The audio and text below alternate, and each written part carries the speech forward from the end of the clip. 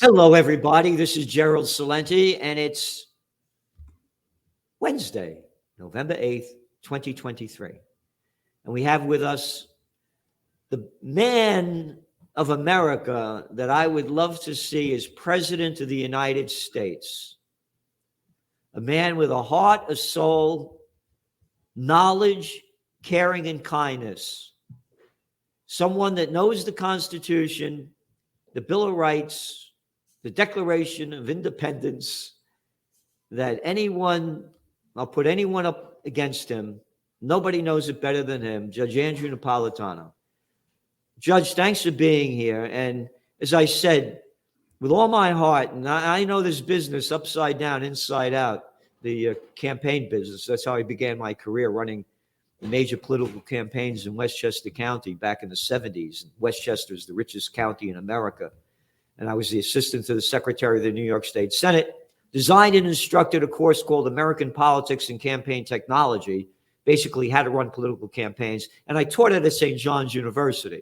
So when I say that you should be the person that should be the president of the United States, and that the people are looking for somebody like you, this isn't just a lot of, talk. This is the reality. The people are fed up with the crime syndicate that we call a government. And we need somebody like you to be in charge of this country, to bring back life, liberty, and the pursuit of happiness that's been stolen from us.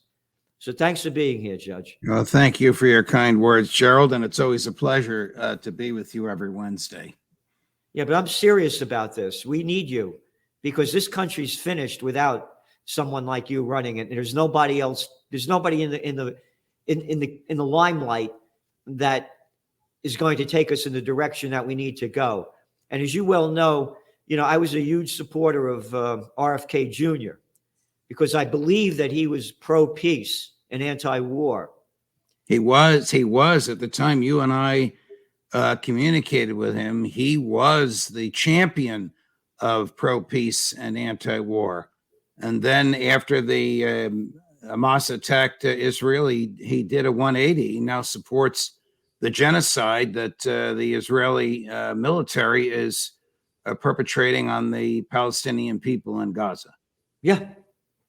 And one night, we were having dinner with you and myself, Scott Ritter, and we were talking about Kennedy's stance on Israel. And what did you do?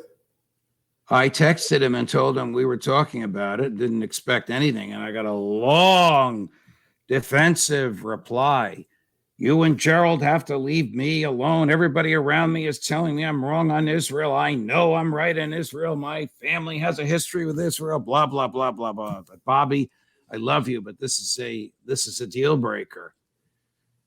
And then I know what happened to you. Before this event, you donated to his campaign, and then trying to get your money back was like pulling teeth, but eventually they did, because the last thing in the world they want is you with your megaphone saying Bobby won't give me my money back. It's not the same Bobby to whom I gave my money. And it wasn't. He did a 180 degree on the most fundamental 180 degree change on the most fundamental issue of our day, war and peace. War and peace. Well, I love him as a person. And I donated the maximum that you're allowed to donate. Right. So that's how much I believed in him. And that's why I'm saying we need somebody like you. Not somebody like you. We need you. We need you. And all the people should do everything they can to have Judge Andrew Napolitano run for president. And, there's nobody there. We are on, again, as you well know, in the Trends Journal, 2 days before Russia invaded Ukraine. The cover of the Trends Journal, from COVID war to Ukraine war to World War.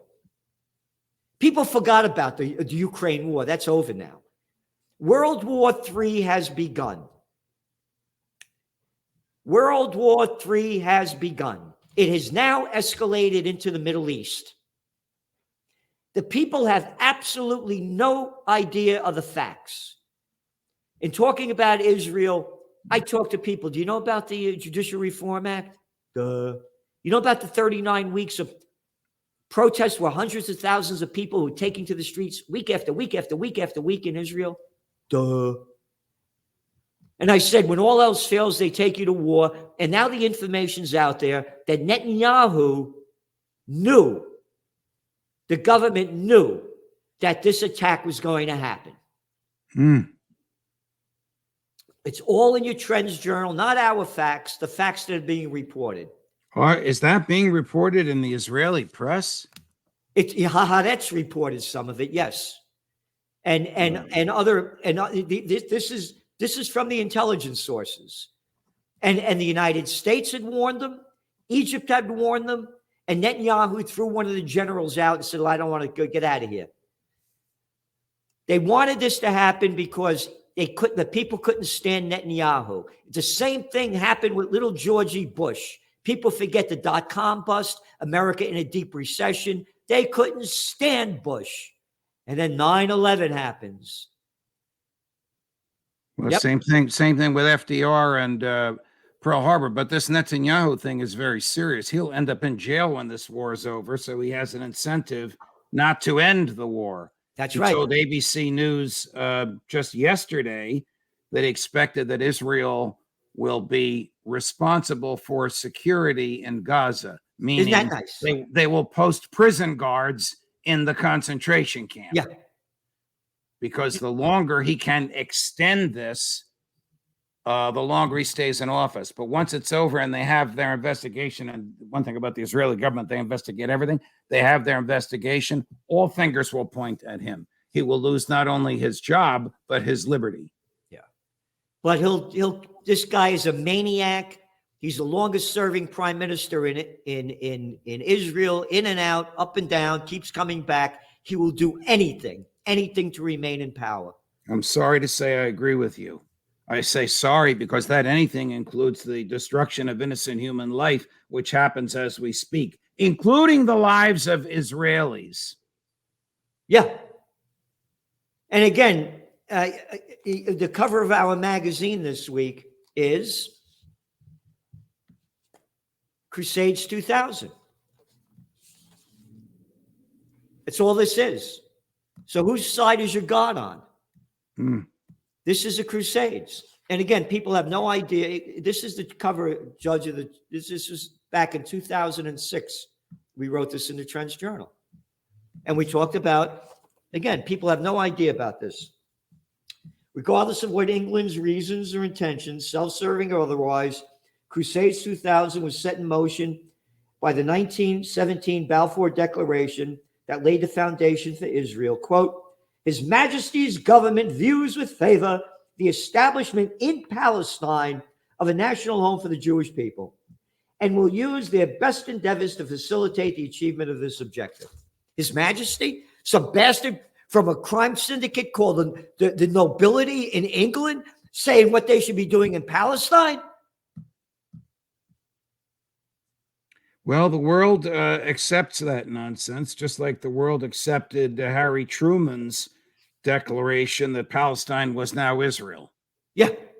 You know, when this is the tyranny of the majority, people accept as legitimate what majoritarian governments declare, and the tyranny of the majority is often worse than the tyranny of a madman. Everybody knows the madman is mad, but most people give credence to the majority.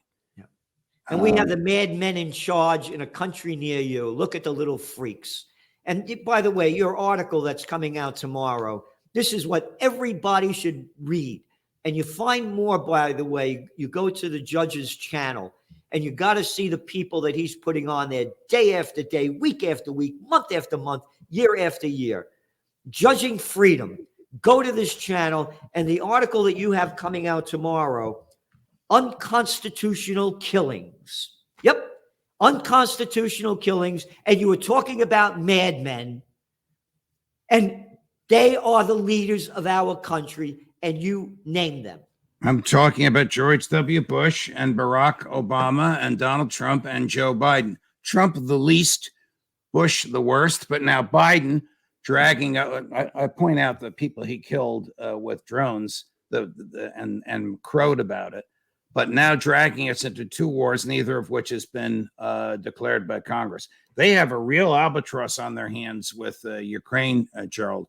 The world now accepts and understands that Ukraine lost. American and EU diplomats are speaking below the radar about negotiation. They're not going to get nearly as good a deal as Russia and Ukraine agreed to 2 years ago, before the United States and Great Britain got involved and said, we'll give you everything you want. Remember Kissinger? I disagreed with him in many things, but this line is true. It's bad to be America's enemy. It's worse to be America's friend. America relies on you, promises you it has your back, and just like Vietnam, just like Iraq, sells you down the river. I don't know how the neocons and the people around Biden are going to get out of this, other than by diverting our attention to another war, the one in Gaza. Yeah. And again, what's very important, you said to divert our attention. As I keep saying, when all else fails, they take you to war. Yes. And we are in World War III. Why do presidents kill? Because they can get away with it.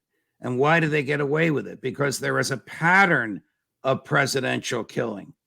I mean, it's actually started with Abraham Lincoln, the first war in the history of the world to target civilians. But in the modern era, it was Harry Truman and the atomic bombs. He murdered hundreds of thousands of innocent Japanese civilians a week before Japan was going to surrender anyway. And since that time, his successors know if you kill, and if you kill somebody you've demonized, we hate the Japanese, we hate the Russians, we hate the Islamicists, we hate the Iraqis, you can get away with the killing.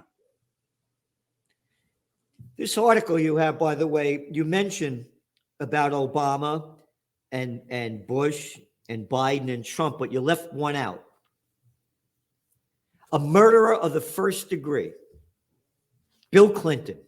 Yes. Yeah, I started with Bush because of 9/11.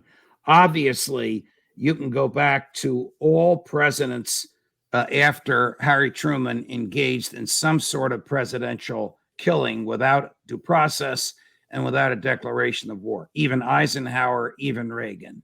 Yep. You say the purpose of the Bill of Rights, the first 10 amendments to the Constitution, is to protect personal liberty by restraining the government. The Fifth Amendment prohibits killing persons, restraining liberty, and taking property without due process.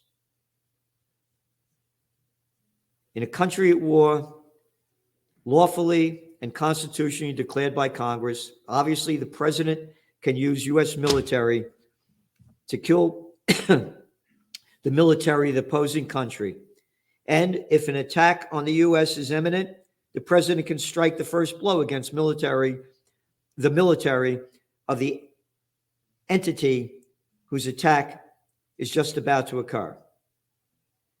There are no other constitutional circumstances under which the president may kill. And then you go on to talk about how they keep the killing fields going. And it doesn't shock anymore, Gerald.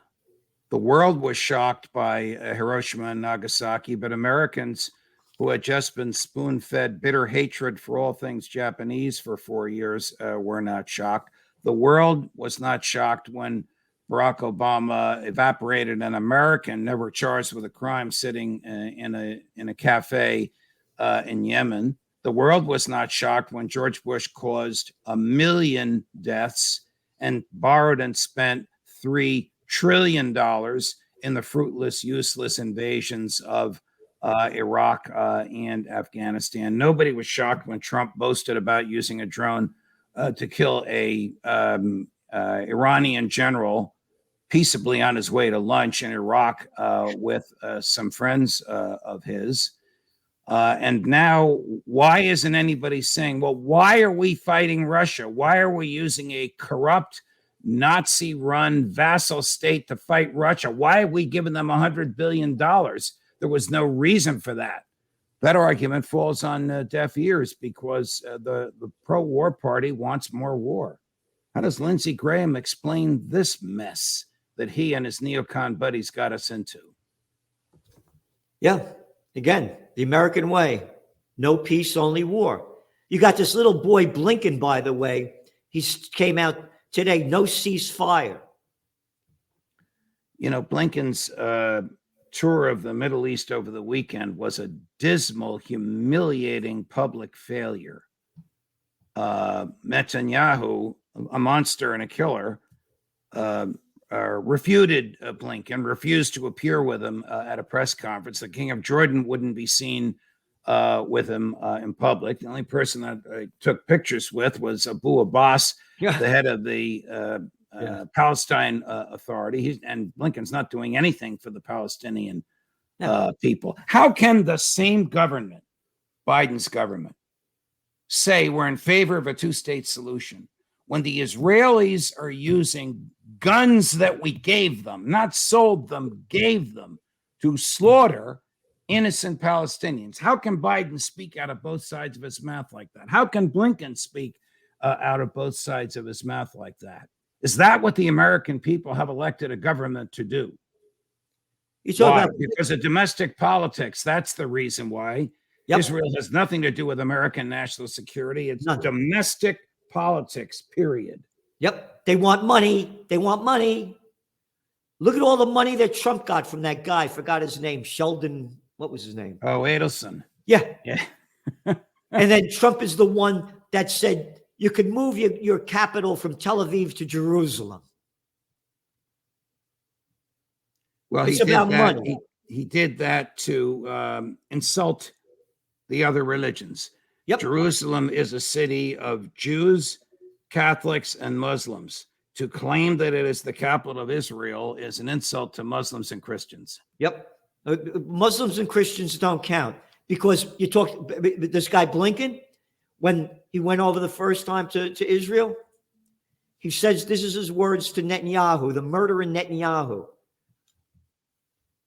I'm a Jew and I am the U.S. Secretary of State. I could give a damn what religion you are. Same here. And you're the head of the Secretary of State, so you're showing your power? How about saying you're an American? Oh, no, hey, I'm the Secretary of State. I shove my crap down the mouths of all Americans, and they should swallow it. I'm a little arrogant daddy's boy. Don't you know who my father was?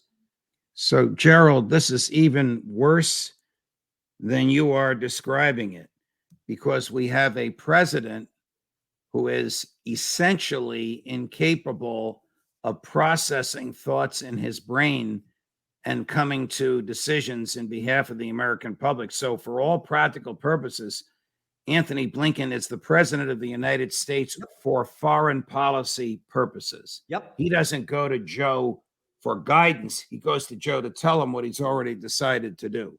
Watch this. Whoops. That's who's running our show, huh?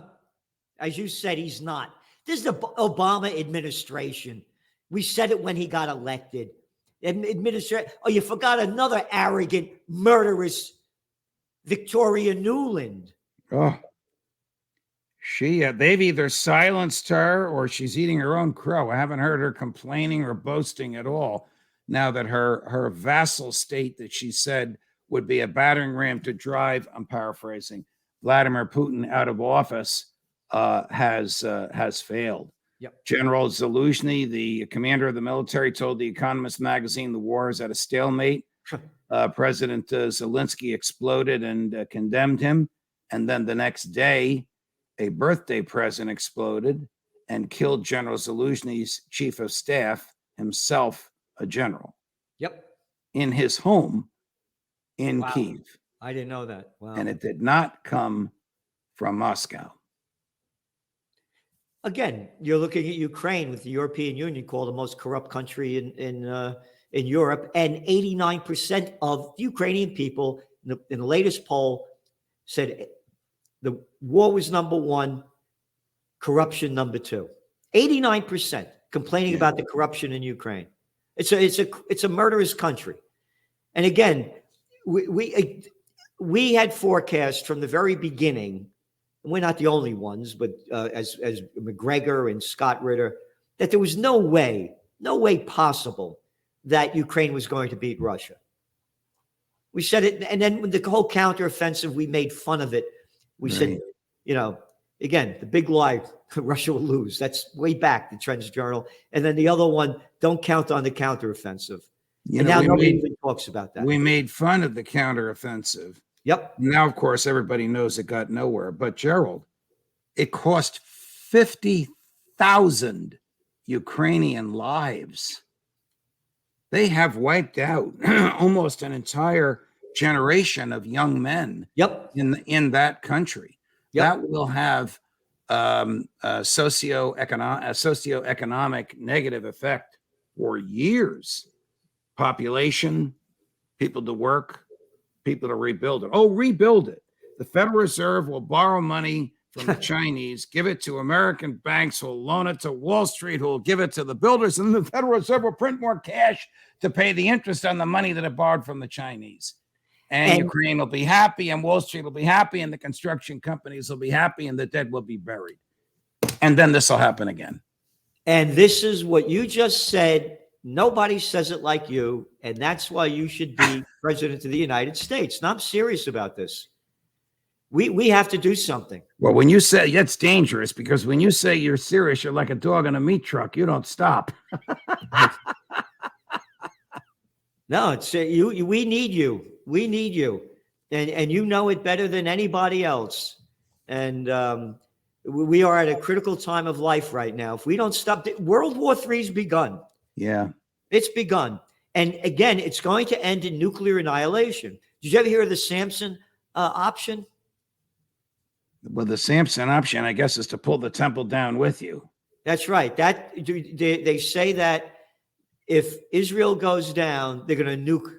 It's nukes away. Isn't it interesting that a member of President Netanyahu or Prime Minister Netanyahu's cabinet said the other day we should nuke Gaza? Wait a minute. The Israelis have never acknowledged having a nuclear weapon. Federal law prohibits foreign aid to countries with nuclear weapons, except the 5 that the UN approved of. So if Israel has nuclear weapons, then foreign aid to Israel is unlawful. No wonder Netanyahu exploded when this cabinet member articulated a truth that everybody knows, but the Israelis will never admit to. Yeah. Well, they have between 200 to 400 nuclear weapons. Yes, they do.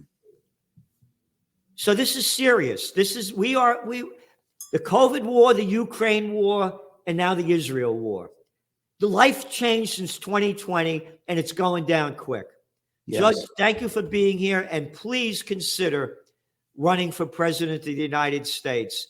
And everybody out there, please go to the judge's channel, Judging Freedom. He's giving you everything that you can't find anywhere else from somebody that knows the Constitution, the Bill of Rights, and what America was founded on, and what our founding fathers fought for to give us that's been stolen from us. Thank you, Judge. Thank you, Gerald. All the best, my friend.